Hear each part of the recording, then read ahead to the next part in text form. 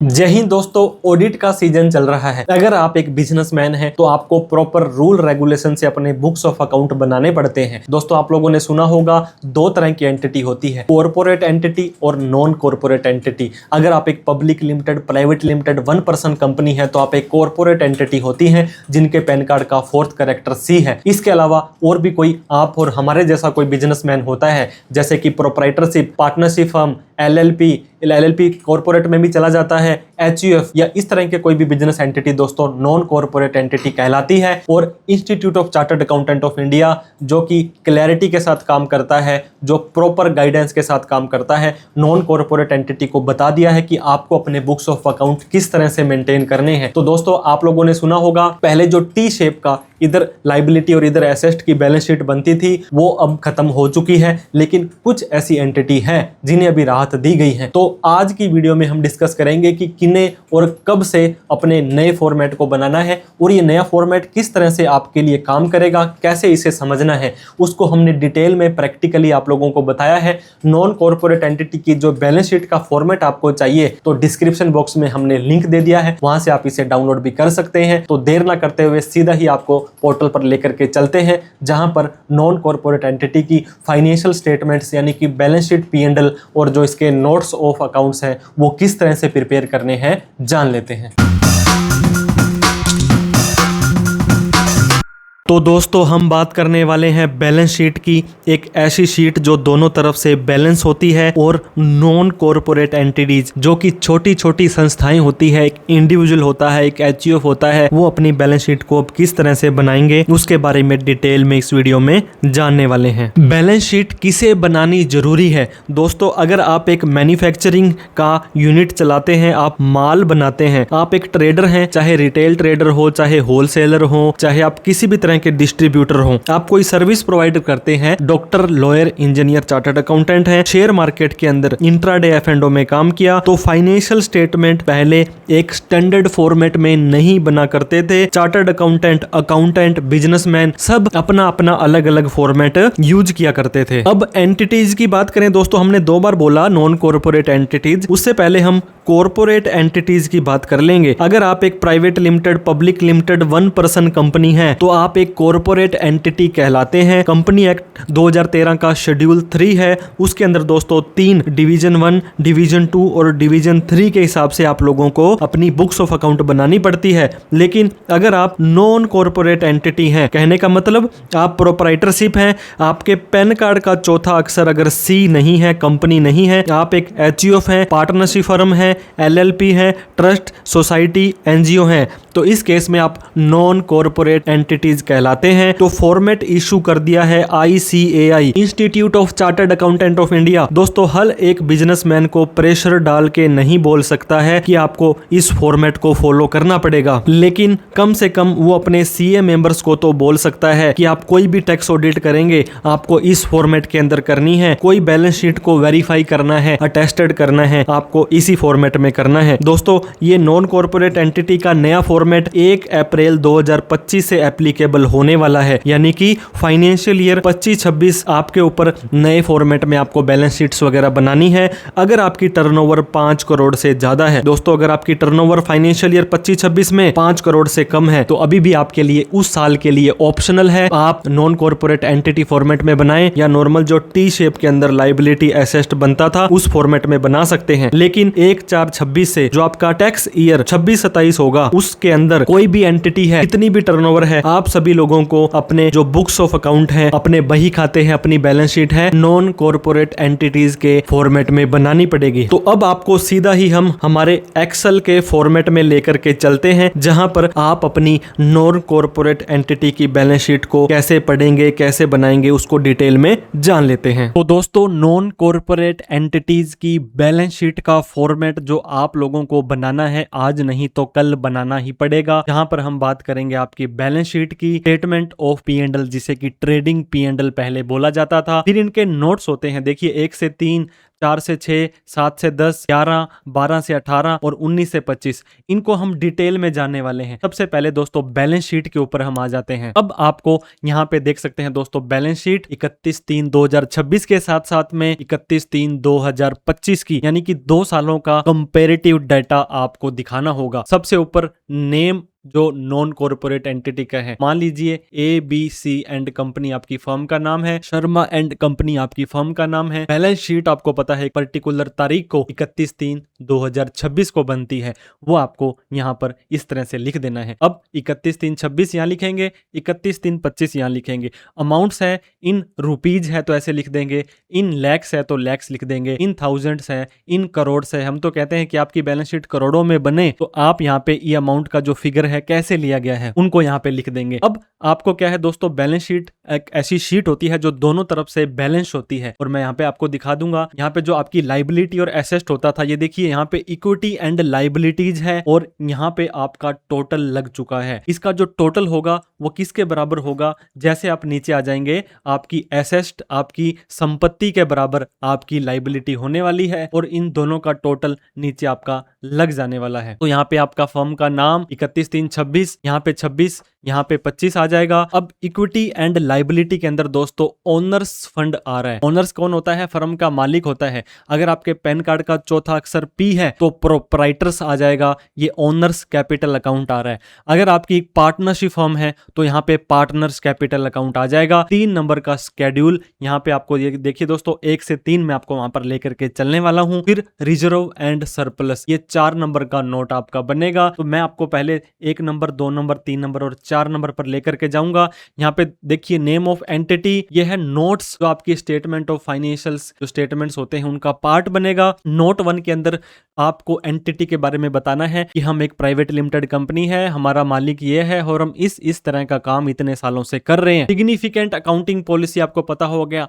Accrual basis पर होता है। आपको कब आपके अपने खर्चों को बुक करेंगे, गोइंग कंसर्न पर आपको अपने को चलना पड़ेगा। नोट 3 में ओनर्स कैपिटल, जिसे कि प्रोप्राइटर्स कैपिटल अकाउंट या पार्टनर कैपिटल अकाउंट भी बोला जाता है।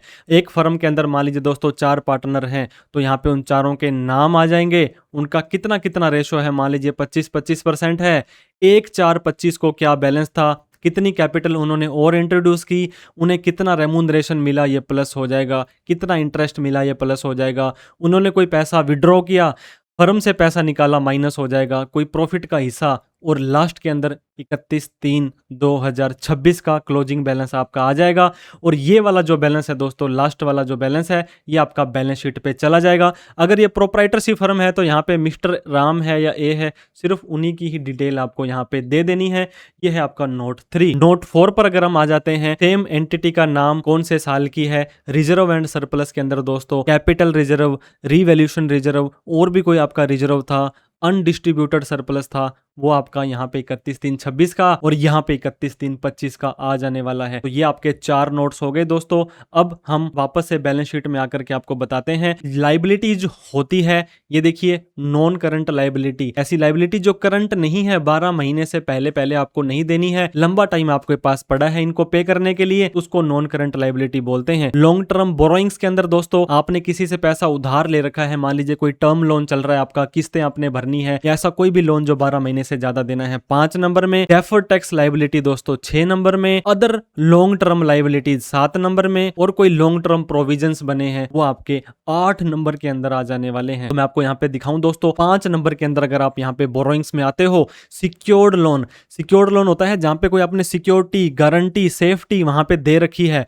कोई बैंक से लिया या किसी और से भी कुछ गिरवी रख करके लिया। इसके बाद में लोन रीपेमेंट ऑन डिमांड, ऐसा कोई लोन है जो दोस्तों जब मांगेंगे जब आपको देना पड़ेगा, बैंक से या अदर पार्टी से। Deferred payment liabilities, loan and advances जो आपने रिलेटेड पार्टी से, घर में अड़ोस पड़ोस रिश्तेदार से लिया है दोस्तों, यहां आ जाएंगे। Long term current मैच्योरिटीज of financial lease obligation, ऐसा कुछ है तो यहाँ पे आ जाएगा। अदर लोन आपके यहाँ पे आ जाएंगे। फिर अनसिक्योर्ड लोन, ऐसे लोन जिसमें आपने कोई सेफ्टी सिक्योरिटी गिरवी नहीं रखा है, जैसे कि पर्सनल लोन आ गया, क्रेडिट कार्ड का ब्याज आ गया, वो सारा का सारा यहाँ पे शो कर जाएगा। फिर आपके रीपेमेंट ऑन डिमांड आ गया। डेफर्ड टैक्स लाइबिलिटी, दोनों चीजें दोस्तों लॉन्ग टर्म और शॉर्ट टर्म की यहाँ पे आ चुकी है। नेचर ऑफ द सिक्योरिटी ये आपको स्पेसिफाइड करनी पड़ेगी। ऐसा कोई भी लोन था दोस्तों जिसको सिक्योरिटी गिरवी रख करके लिया था, तो उस गिरवी को क्या क्या चीजें रखी हैं। Terms of repayment of terms loan, जो टर्म लाइबिलिटी के उनकी कंडीशंस को लिखनी है। लोन की कोई गारंटी किसी पार्टनर ने दी है, किसी प्रोपराइटर ने दी है, उसको भी आपको अलग से डिस्क्लोज करना है। अब डेफर टैक्स लाइबिलिटीज की बात करते हैं। 6 नंबर के अंदर दोस्तों ये नेट लेना है, एसेस्ट और लाइबिलिटी को घटा बढ़ा करके लेना है। ये देखिए एक्सपेंसेस प्रोवाइडेड बट जो अलाउेबल थे, जो पेमेंट बेसिस पर थे, वो आपकी लाइबिलिटी में। डाउटफुल डेट से आपको लगता है कि पैसा वापस नहीं आएगा। अब डिफरेंस बिटवीन बुक डेप्रिसिएशन और टैक्स डेप्रिसिएशन आपको पता होगा, इनकम टैक्स में कई बार डेप्रिसिएशन के रेट अलग होते हैं। डेफर टैक्स लाइबिलिटी, तो ये अमाउंट्स आपकी दोस्तों यहाँ पे देख सकते हैं। 31/3/26 और 31/3/25 की आपकी आ जाएगी। नोट नंबर 7 में आते हैं। यहाँ पर देखिए other long term liability, customer से कोई एडवांस आया हुआ, कोई भी अदर आया, वो यहाँ पे 26 का आ जाएगा, यहाँ पे 25 का आ जाएगा। कोई भी प्रोविजन था आपका दोस्तों एम्प्लॉय बेनिफिट का, ग्रेचुटी का, इनकैशमेंट का, और ऐसा कोई प्रोविजन दोस्तों नेट ऑफ एडवांस है, वो भी यहाँ पे आ जाएगा। तो ऐसी चीजें आपको यहाँ पे देखनी है। ट्रेड पेबल जो होता है आपका, यहाँ पे आप देखेंगे आपकी करंट लाइबिलिटी के अंदर अगर हम आते हैं, ये देखिए 5 नंबर के अंदर current liability, short term borrowings, trade payable, other current liability और शॉर्ट टर्म प्रोविजंस आते हैं। आपके 5 नंबर, 10 नंबर और 8 नंबर के अंदर आ जाएंगे। तो मैंने 5 नंबर का दोस्तों बोरिंग्स में आपको बता दिया, 8 और 10 में आप यहाँ पे आएंगे। तो ये देखिए ट्रेड पेबल है, किसको कितना पैसा देना है। अब आपको अलग अलग MSME, micro small medium enterprises और अदर देन एमएसएमई आपको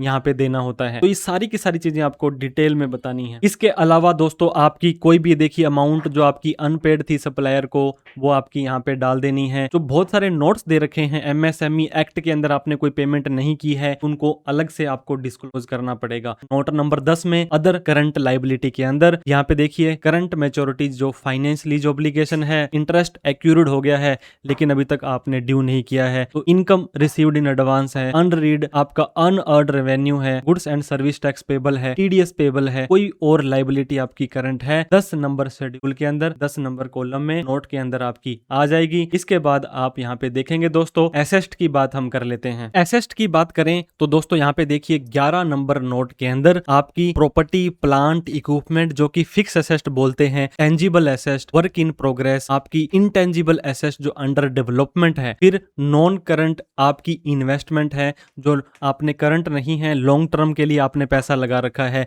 डेफर टैक्स एसेस्ट है, ये 6 नंबर में आ जाएगा। लॉन्ग टर्म एसेस्ट है या अदर नॉन करंट एसेस्ट है, ये यहाँ पे आ जाएगा। तो इसके अलावा आप करंट एसेस्ट में देखिए दोस्तों इन्वेंट्री आपकी यहाँ आ जाएगी, ये आपकी trade receivable, cash and bank balances आ जाएंगे। शॉर्ट टर्म के अंदर आपकी अदर करंट एसेस्ट आ जाने वाली है।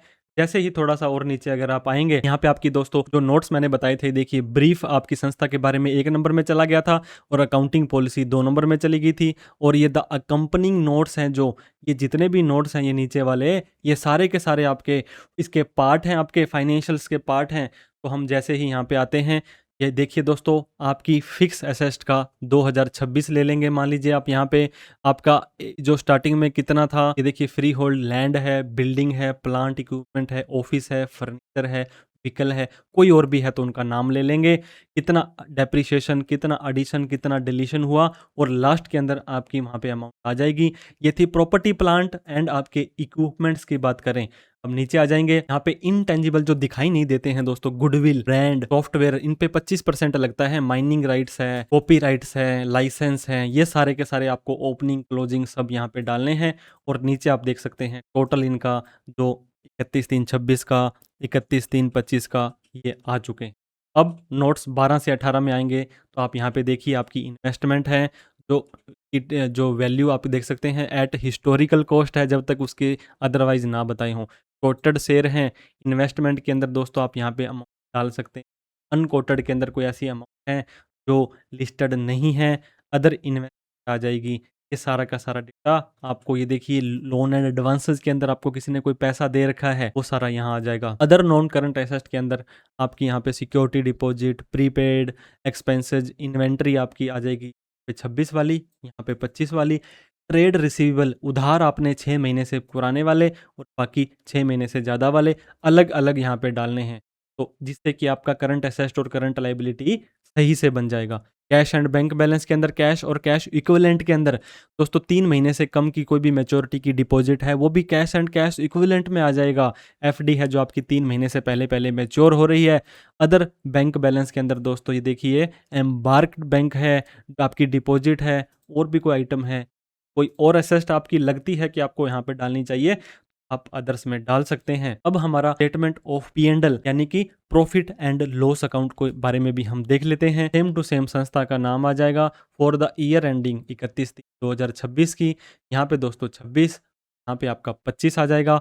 रिवेन्यू फ्रॉम ऑपरेशन, आपकी कोई सेल है, आपकी कोई सर्विस है, इसके अलावा कोई ब्याज वगैरह की इनकम आई, वो अदर इनकम में आ जाने वाली। इसके अलावा जो आपके खर्चे हैं दोस्तों कॉस्ट ऑफ गुड्स सोल्ड के अंदर, जो भी आपकी परचेज माइनस होती है, जो भी आपके एम्प्लॉई के बेनिफिट्स होते हैं, आपकी इंटरेस्ट के खर्चे होते हैं, आपका डेप्रिसिएशन होता है। देखिए इनके अलग अलग नोट्स बने हुए हैं 21, 22, 23, 24, 25। फिर आपका प्रॉफिट एंड लॉस आ जाएगा बिफोर एक्स्ट्रा ऑर्डिनरी आइटम, फिर कोई एक्सेप्शनल आइटम है वो आ जाएंगे, और रेमूनरेशन के पहले आपका फिर आपने एक्स्ट्रा ऑर्डिनरी आइटम, इंटरेस्ट और जो रेमूनरेशन आपने अपने पार्टनर्स को पे किया है अगर आपकी पार्टनरशिप फर्म है। इसके बाद में आपके और भी कोई ऐसे टैक्स की दोस्तों देखिए करंट टैक्स है, आपका कोई भी शॉर्टफॉल है टैक्स का, डेफर टैक्स चार्जेस हैं, फिर जो प्रॉफिट एंड लॉस काउंट आएगा, यहाँ पे आपका फाइनल लास्ट में प्रॉफिट एंड काउंट आ जाएगा। तो आपका नेट प्रॉफिट होगा दोस्तों वो आपका बैलेंस शीट के अंदर चला जाता है। नोट्स की बात करें यहाँ पे देखिए क्या प्रोडक्ट आपने बेचे, sale of product, sale of service, आपको कोई डोनेशन वगैरह मिली, कोई और रेवेन्यू मिला, एक्साइज ड्यूटी मिली, सारा यहाँ आ जाएगा। अदर इनकम में इंटरेस्ट की इनकम आ जाएगी, ये देखिए 20 नंबर है, ये ऊपर है। डिविडेंड मिला, कोई इन्वेस्टमेंट के ऊपर इनकम हुई। इसके अलावा कॉस्ट ऑफ गुड सोल्ड के अंदर आपका कितना मटेरियल गुम हुआ, परचेज, यहाँ पे एंट्री वहां से जाएगी, तो ये सारी चीजें आपकी यहाँ पे आ जाएंगी। इसके अलावा स्टॉक, आपका जो भी इन्वेंट्री थी स्टार्टिंग में क्या थी, देखिए inventory at the beginning, stock in trade, work in progress, finish goods है, फिर एंड के अंदर आपका स्टॉक कितना था वो यहाँ आ जाएगा। एम्प्लॉई के बेनिफिट दोस्तों आप यहाँ पे देखेंगे तो बहुत सारे खर्चे आपको यहाँ पे देखने मिलेंगे। आपने कोई सैलरी दी, कोई प्रोविडेंट फंड में डाला, ग्रेचुटी में, फाइनेंस के अंदर आपने कोई इंटरेस्ट वगैरह पे किया पार्टनर्स को, बैंक लोन में, और कोई खर्चा इस तरह का किया वो यहाँ आ जाएगा। डेप्रिसिएशन यहाँ पे आपका आ ही गया था दोस्तों जो फिक्स एसेट से जो चार्ट बना था। अदर एक्सपेंसेस में काफी तरह के खर्चे आपको आने वाले हैं, जिसके अंदर की consumption of stores and spare part, power and fuel, rent, repair आपने बिल्डिंग की करी, मशीनरी की करी, इंश्योरेंस करवाया, रेंट पे किया, labour charge, travelling charge, auditor को कोई रेमूनरेशन दिया, ये एक्यूरल बेसिस पर दोस्तों पेबल होकर के बैलेंस शीट में चले जाएंगे। Printing and stationery, communication expenses, legal and professional charges, advertisement, business promotion, commission, आपके clearing and forwarding charges, loss हुआ कोई प्रॉपर्टी प्लांट को बेचने में, फॉरेन एक्सचेंज से लॉस हुआ, आपने कोई फॉरवर्ड कॉन्ट्रैक्ट कैंसिल किया, इन्वेस्टमेंट को सेल करने से, ये सारे के सारे। बाकी जो बचा कुचा मिसलेनियस, यहाँ पे दोस्तों 1 लाख रुपए आपकी रिवेन्यू के 1% से ज़्यादा जो भी कोई खर्चा होगा उसको अलग से आपको नाम वाइज दिखाना। इस सारे के सारे डेटा को आप अपनी बैलेंस शीट को, प्रॉफिट एंड लॉस काउंट को देखें। दोस्तों आपको ऑडिट से रिलेटेड, बैलेंस शीट से रिलेटेड कोई भी प्रोफेशनल हेल्प चाहिए तो आप हमें कॉल, मैसेज, व्हाट्सअप करें। कोई डाउट, क्वेरी, क्वेश्चन आपकी रह जाती है तो कमेंट बॉक्स में प्लीज़ लिखें। और भी कोई आपको इस तरह की इन्फॉर्मेटिव वीडियो फ्यूचर में मिलती रहे, आप हमें लाइक, शेयर और सब्सक्राइब करते जाइएगा। Thank you so much for watching this video. जय हिंद, जय भारत।